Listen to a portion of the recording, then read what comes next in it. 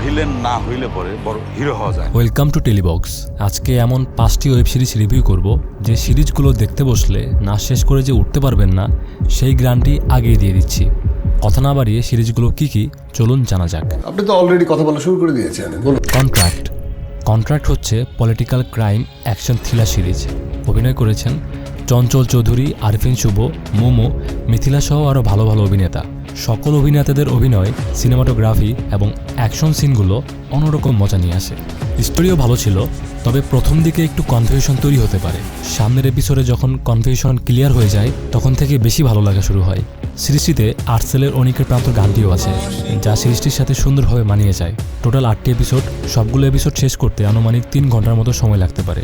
জি5 থেকে দেখে নিতে পারেন। মানিহানি 3 জন মিলে একটি ব্যাংক ডাকাতি প্ল্যান করে।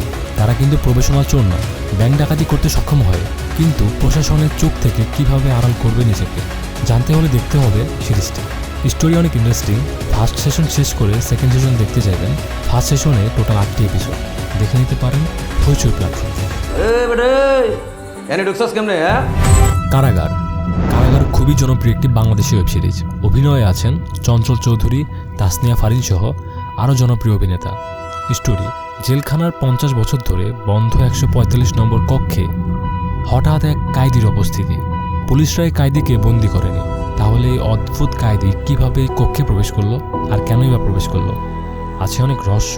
সিরিজটি সবার কাছে ভালো লাগবে, বিশেষ করে এই ক্যারেক্টারটার অভিনয় আমার বিশেষ ভালো লেগেছে। দ্বিতীয় সেশন দিয়ে শেষ হয়েছে সিরিজটি। হইচই প্ল্যাটফর্মে পেয়ে যাবেন, দেখে নিতে পারেন। Kaiser crime mystery thriller series. Detective officer Kaiser সাহেব 2টি মেয়ের মার্ডার কেস পায়, যা চোখে যতটুকু দেখা যায় তার থেকে বেশি রহস্যজনক। আশেপাশে থেকে বিভিন্ন তথ্য আসছে, কিন্তু কেস সলভ করবে কিভাবে জানতে হলে পুরো সিরিজটি দেখতে হবে।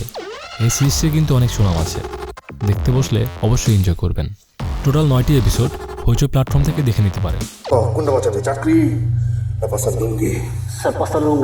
pasar lunggi sir. And last, মহানগর। দেশের বড় শিল্পপতির কার অ্যাক্সিডেন্টে মারা যায় একজন সাইকেল চালক। তা আবার এক ভদ্রলোক দেখে ফেলেন।